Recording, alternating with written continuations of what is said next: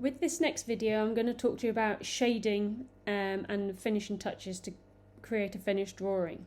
Before I move on to, because I made a start already here, as you can see, before I move on to that, I just want to come back to the iris a little bit, because before I talked to you about using these Q-tips, but I forgot to demonstrate how to use these because generally I don't always use them. Okay, so, and I know that a lot of you will like to use them.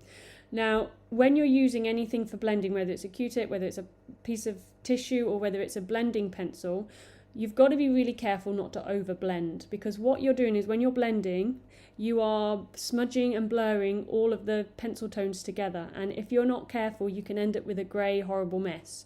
So when you're using something to blend pencil, do the minimum, just do the minimum, and be very careful and keep stopping and looking at what you're doing. Don't over blend, because what you're going to have to do then is go in with a rubber to bring back the highlights, because you'll lose them all, and then you'll have to go back in with your pencil to show the darker bits again, because the darker bits will have become pale. So be very careful not to over blend. And what I'm doing, I didn't blend much. I've added a bit of blending to this side, but not this side, and you can see this side looks a bit softer and a bit more gentle and looks a little bit better. So blending, you know, it can work well with this kind of drawing where you've got a lot of shading. So what I'm doing is very lightly just going over, again in the same direction. I'm not doing random sort of directions, but in the same direction, just blending in the pencil lines. Just the main thing is so I don't see the pencil lines so obviously. And again, don't just blend everywhere, because you'll just end up with a big grey horrible mess.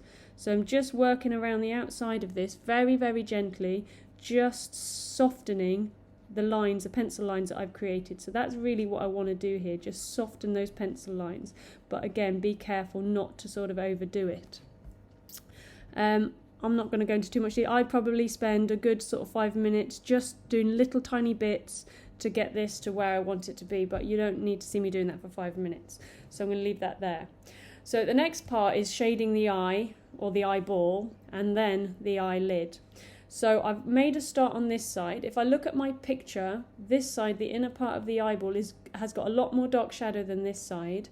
But this side, you can see the shadows from the eyelashes there.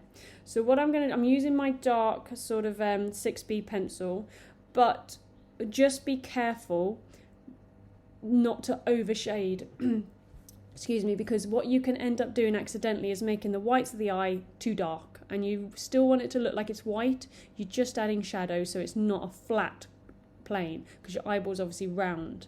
So although I'm using a 6B, excuse me, I would probably actually suggest 4B, something like that, 2B, 4B to add this shading, just so you don't accidentally overdo it. But when I'm shading, I am pressing so lightly with this pencil that I'm hardly touching the page as I build up some of my shade.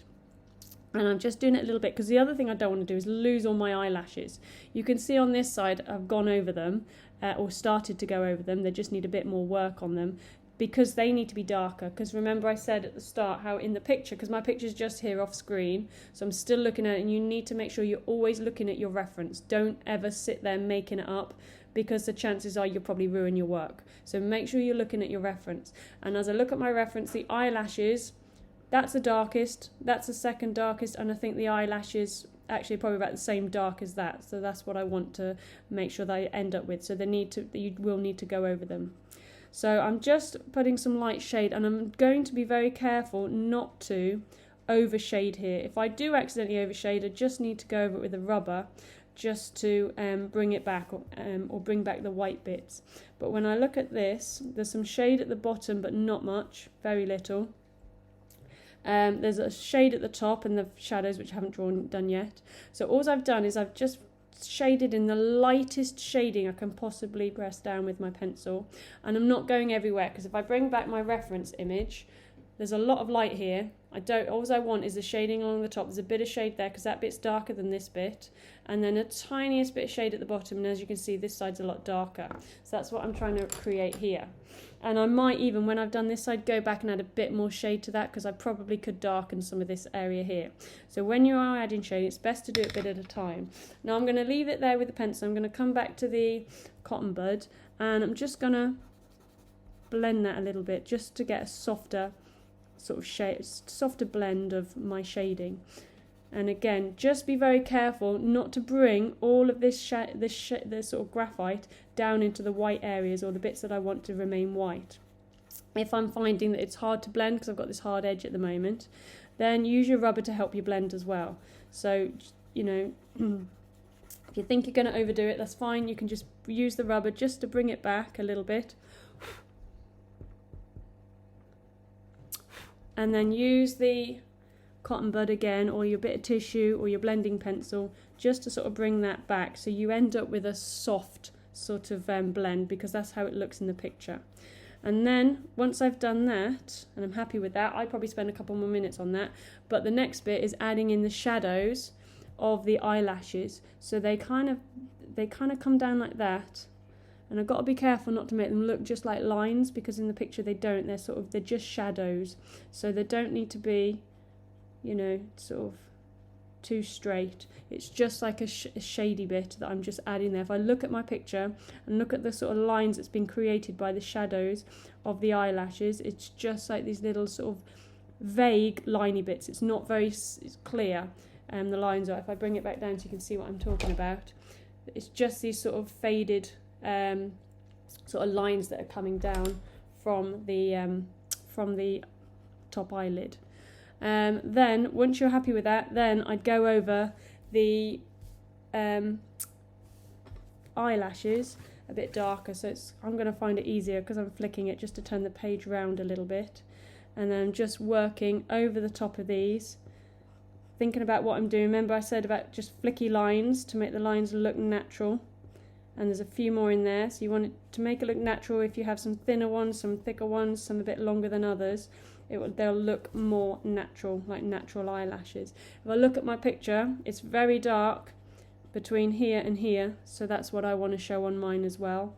Now at this stage you might think it's almost finished, but I'd probably spend a good half an hour just refining it. And what I mean by that is just going over it, looking all the time, and just going over it and just sort of, you know, working it up. This needs to be a bit darker, so just pressing a bit harder on there, just building it up to get that tone and that detail in there as much as possible.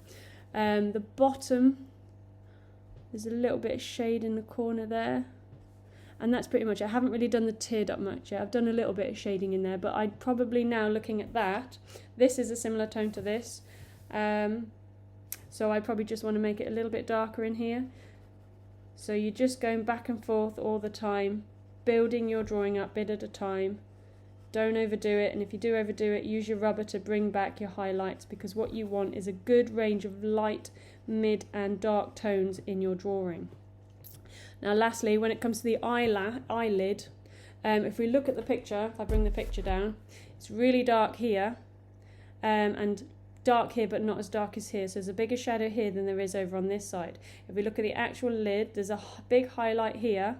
It gets a little bit darker but not too dark, and it gets much darker down here. So that's what you want to show in your shading as you build it up.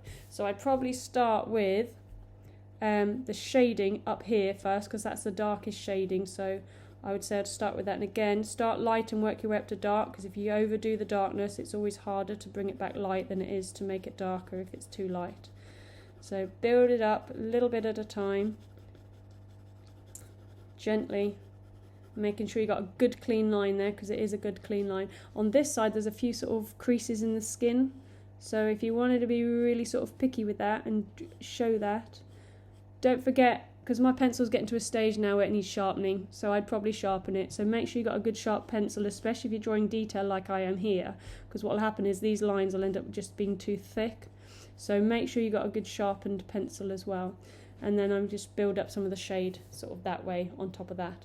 In terms of your drawing, I would just add a bit of shade around the outside, but don't go over the board. Obviously I'd need to go in and darken my bottom eyelashes so they're the same colour or tone as my top eyelashes.